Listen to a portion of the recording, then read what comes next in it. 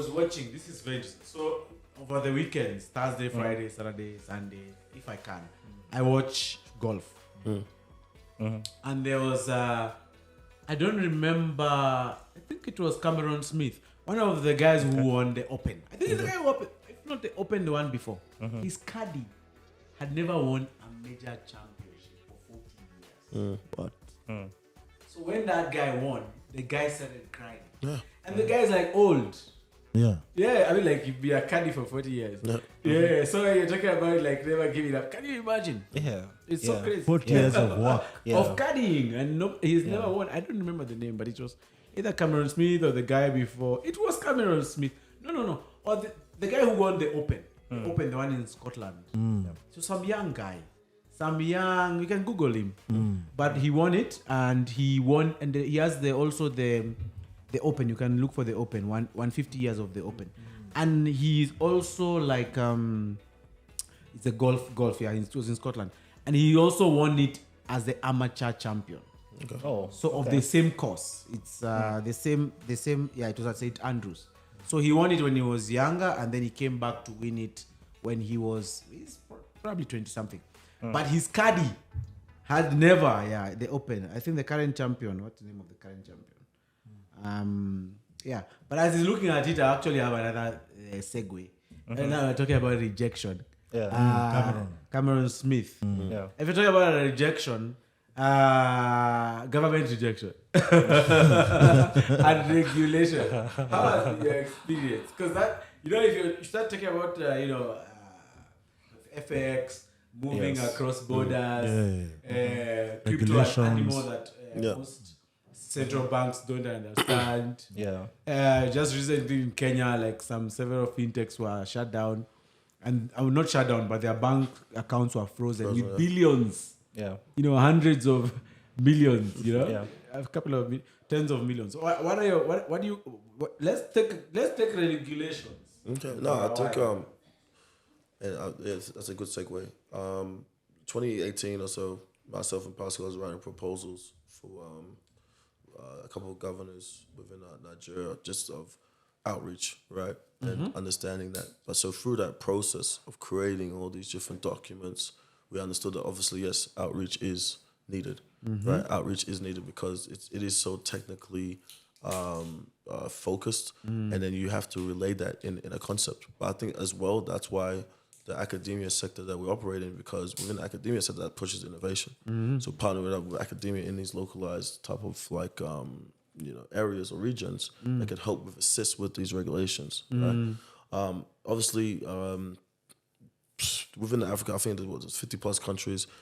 Every single is different. Yes. So it's like you got to be on top of that. Rules are always changing. Yes. But I think from the entrepreneurship side and the developer side, yes, do those rejections that you get from governments. Yes. That reiterates your product. Yes. Makes you think differently. What are the other possibilities, and how can I still operate in this country? Yes. If even I find without. exactly. Yeah. So does it mean that when a government regulator rejects you, it's just that they're out, they don't know what's going on? And is it like, do you get more success by teaching them, creating a caucus where they learn? Exactly. I think again, it's in the relationships, right? You have to ask the question: is there a symposium of Web3 companies that could stand all together and have a mission to educate not all regulators in Africa? Of course, that's going to take a time. Regulate like the Nigerian market to start off with, right? Yes. Do those avenues exist, right? But can we all talk as one? Okay. Right, because we make up a sector, right? And it may start by little things, right? Like forums, and then it morphs into conferences, and then like organizations, right? Okay. So I think there's also the timing, right? Obviously, we're very the Web3 space, like 1 year in Web3 is like 1 light year, right? So it's very hard for the regulators that are with a system that is not very marginal, right? But then again, right, it's a difference in opinion, but I believe we think of decentralization, right, in our own space. But we're still part of a governance structure. Centralized, yes. Right. So in that point, one of the resistances from the central banks or whoever it is, Yeah. is it because you're taking away their power? That's the Let thing. us, right? let us also talk as Africans. They need to be still. There's still going to be a government. Right? I think there's this concept from the African context, right? Yeah. If you're building, you need to understand, right, that a lot of our governments are still new. They're still forming into. They're in an, I would say, developing, right? Yeah. Mode, Yeah. Right. So what we can do here is we have to be part of that development. You cannot build outside of it. It's not going to work. Right. Maybe in the Western world, those type of avenues might come up, even though I think it's also very early. Right. This just happened to be one of those scenarios where the space itself is way too advanced.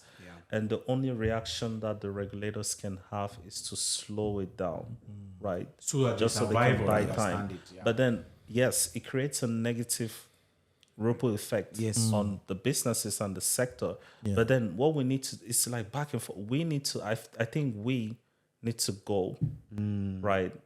We need to be a little bit more open. We need to highlight what the opportunities are, what the risk is. Like, for example, today we have a major risk in the Web3 space in the continent because our access into Web3 has to come from, like from a cryptocurrency standpoint, has to come from traditional services, bank accounts, or whatever that is. But there are restrictions there. Right. So now if you've created a chokehold in the access layer, and like I said, 1 year in Web3 is like one light year. Now it's DeFi, tomorrow it'll be something else. So we are missing out on multiple waves of like innovations, and new features, new things. Right. So by the time you open up the gates and you relax things, we're starting as pure customers. Oh, Users. to other economies. We are like the number one. Sure, because It's that's like very true. we're pure customers, right? And even yourself, you're going to have to only regulate us at the retail level. You're not going to get the chance to regulate Somebody at else the will own that innovation level. space. Exactly. Yeah. Right. So it's like we need to go there and highlight this risk. Like, you need to be looking at this. You need to, matter of fact, we can help you set up a program, or we can help create a pilot project, right? We can pull in other experts from other areas, right? Like, I feel like we need to do a lot of the getting into the room, right? And really having those conversations, because like position. I'm not going to let, like, I mean, I've not done this in Cameroon, but maybe in other countries. But if our central banks, for whatever reason, right, turned out to be in the scenario I just explained, it's not only their fault, it's our fault too. We didn't go knocking the doors. And something else, even as we're talking about these guys, it's a very, Africa is infrastructure hungry. Is there a way of opening their eyes by, for example, DAOs that allow them to raise infrastructure funding? Because that could, that could be the story where that could be the thing they understand. So myself and Pascal, we're just part of the African DAO. We just raised, I think it's 90 million committed, but we just got another 20 million commitment. So it's a DAO. You raised 900. No, 90 million committed. It's $90 million. But it's 120 million to the assets. African DAO. African DAO, yeah. That's gonna be building Africa's infrastructure. Yep, investing in Web3 projects. Hey, that Mainly thing in that Web3, needs to be. mainly in Web3, but that's just an example. right? Yeah, And a lot of the funding behind this is not from this side. It's external. Right. So it's good because there's a huge potential even to tap into. I think you've mentioned before in some conversations that I think Nigeria is leading in wallets. And then there's Kenya. It's just because So there are people who have money who could actually put it in I would say if Kenyan had 200 million plus as well, the wallets will be here too. That's what I'm saying. Exactly. You go back to the population and then understand that market. You're doing B2B products or B2C products. I think Pascal really touched on something I really liked. Actually, I haven't heard that from him say that before. About we're going to be the customers if we don't foster this innovation and be in front of the leaders. I think that happened with every technology, right? It has been happening for look at the years. internet, For right? sure. The internet were pure Consumers. users, right? We were pure consumers for a long time. And even yes, right now we have African telcos that are doing quite well. They're spread out around. Yeah. But And even them, if offerings- they're not going to move fast enough, they're going to be consumed, exactly. right? This My is man, something my man. that's coming up. I mean, this is very, very powerful.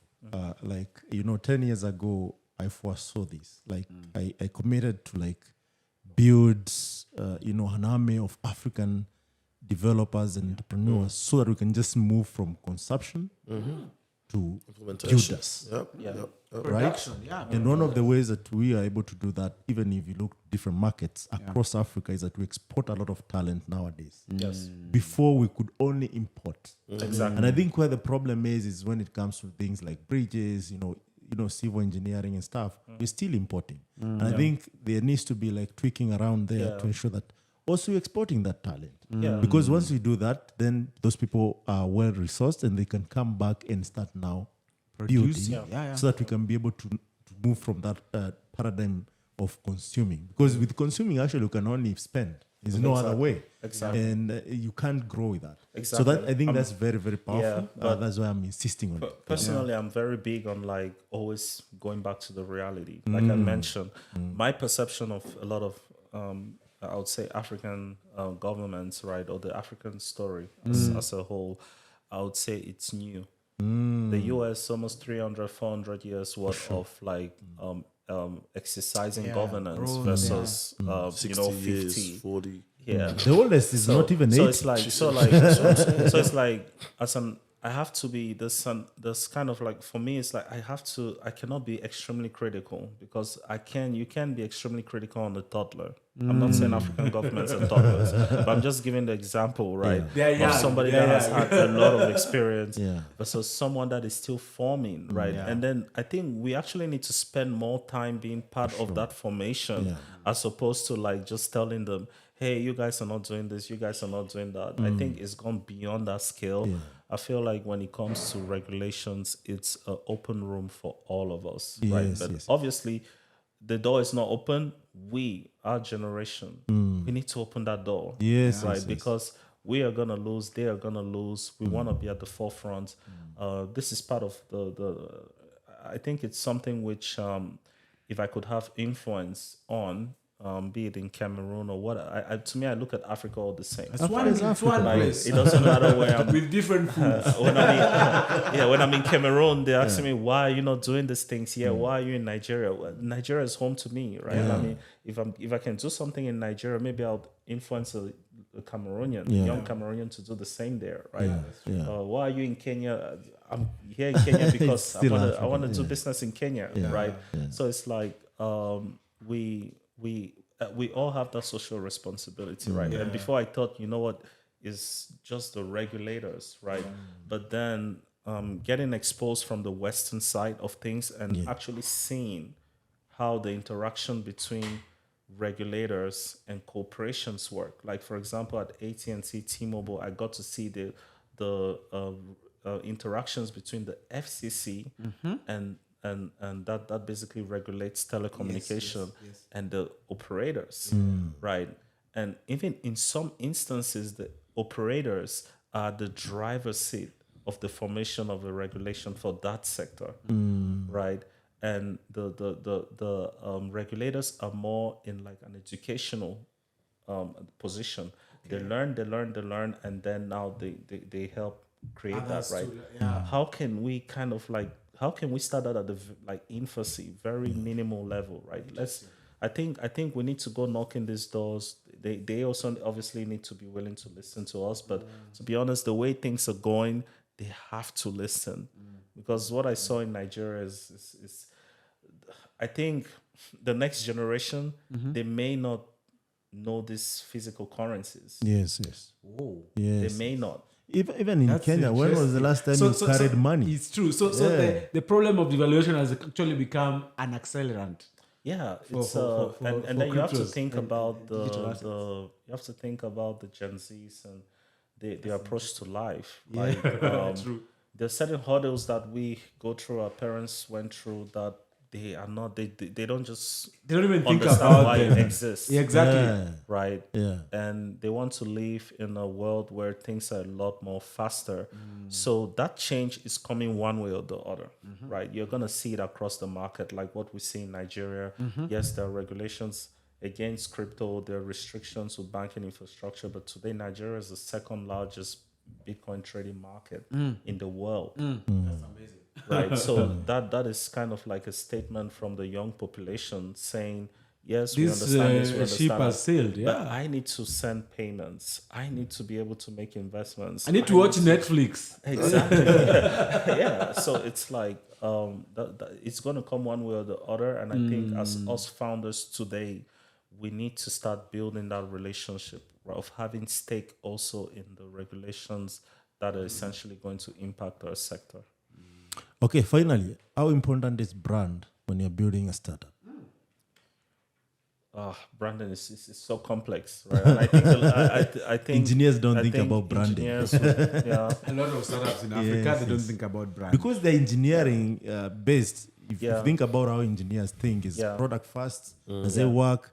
Can people use it? Deji, give Then it- No, branding is very important. I Yeah. think if you don't have it naturally, then that's when you get a team, right? If you get an external team, But I think just knowing knowing your skill sets and who you are. I think I tell people when I look at myself in the mirror, I know exactly who I am. Right? Just being honest. I'm good at certain things. I'm not good at certain things. Yeah. If you're really good at we talk about communication. Yes. That's the natural branding. Yeah. Right. Yes. I think, like you said, you just met Pascal. Yes. And now that's branding. That's still another form of branding. I'm like, okay, let's connect. And then we create a value. Yes. And with this podcast. So it's just that if you're really tech heavy, tech acronym, lean on your network to help assist with that. But it is very important. Yeah. I think everything is so we're in that data, like we mentioned. It's all Yeah. metadata. Yeah. So I think very, very early on, I have a very close friend, Devontae. We talked about if we can't be the media, if we can't get these placements, then we make our own. Look at you have Medium. Yes, yes. If I have an announcement, I'll go on Medium Yes. and I'll push it out. Now you have Instagram, so it's like you have all these different channels and your own news stories, your own video content. You can do it yourself. Yes. And if you can't do it, then I know there's someone maybe everyone in this room has a videographer or somebody. There's another student that will do it the same thing, and because they need to get the experience. But very important. I think self-branding, communication channels.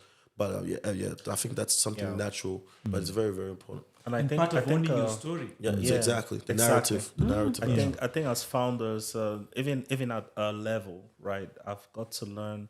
Sometimes you have to get out of the building phase and you have to get into the marketing phase, right? Yes. Whether you want it or not, you have to, because there isn't always a market just waiting out there, right? You're gonna have to communicate. There's some type of communication. You need to try. You need to explore, right? And I believe, yes, for a lot of startups, the resources are not there. But at least one of the things which you have I would say in your favor is the ability to try multiple things. Yes. Right. I think that's one of the things you have in your favor. So, and I just believe everybody can do.